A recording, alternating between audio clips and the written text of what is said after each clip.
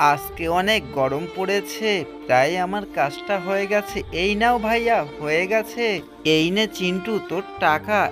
আচ্ছা ভাইয়া, দাও দেখি আমার হাতে। ভাইয়া, আবার পালিশ করতে হলে আমার দোকানে আসবে কিন্তু। আচ্ছা ঠিক আছে রে ছোটু। ছোটু, তুই কি আমার জুতোটা পালিশ করে দিবি? হ্যাঁ দিদি, তোমার জুতো দাও, আমি এক্ষুনি পালিশ করে দিচ্ছি। আমি অনেক ভালো করে পালিশ করে দিই। আচ্ছা ঠিক আছে, এই নে জুতো। ছেলেটা এরকম করছে কেন বাবা? ছেলেটা কি অন্ধ নাকি? মনে হচ্ছে ছেলেটা অন্ধ। আরে ছোট, তুই তো অন্ধ, কিন্তু এই কাজ করছিস কেন?